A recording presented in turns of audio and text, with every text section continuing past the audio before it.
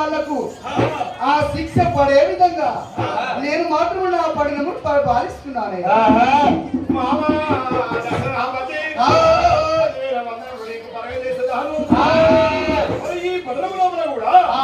అదే విధంగా తప్పు జరిగినా ఇవ్వప్పుడు జరిగినా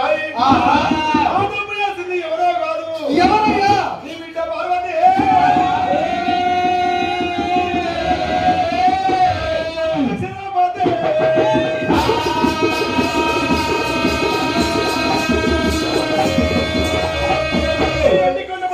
తప్పు చేసింది ఎవరో కాదు పంచాతగిరి పార్వతాదేవి. ఆ పార్వతాదేవి ఈ పొదుపు చేసి చెట్టుకు కాటు పెట్టి శబ్దము చేసి కాదు 10 బిందులు నీళ్ళు ఎత్తడానికి పోయి బిందులతో పాటు గనక మరి అమ్మవారు ఇంటి రూపాన్ని ధరించుకొని ఇటువంటి పాపము చేసి ఈ ఎండికొండ పర్వం వచ్చినది.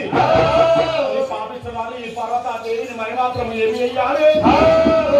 ఈ పడవులు ఏ విధంగా అయితే చేసినారు అదే విధంగా ఎండికొండ పట్టణం ముందు ఆకాశానికి అద్దగదం ఎత్తు కాకులు పిలిపించి కథలు ఏర్పిస్తాను, పిలిపించి పిడికలు ఏర్పిస్తాను.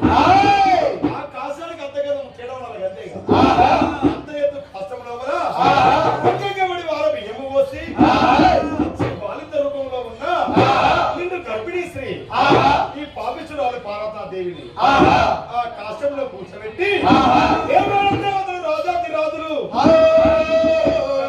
కింద కింపోడు రాక్షసులు దేవదాన మానవులు అందరూ చూస్తుండగా అగ్ని హౌది అయ్యాలి.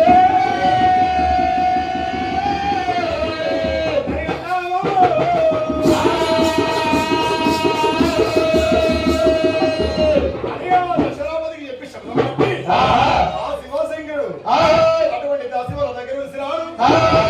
అటువంటి కాకులు పిలిపించి కట్టలు ఏర్పించినాడు, పిడికలు ఏర్పించినాడు.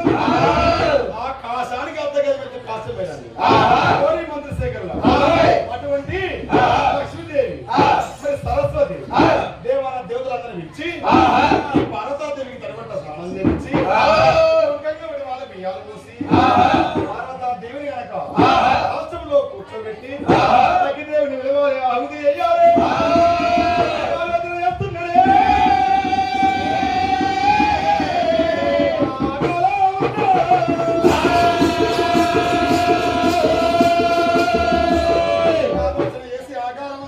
దేవతలు గడగడలు పడుతున్నారు.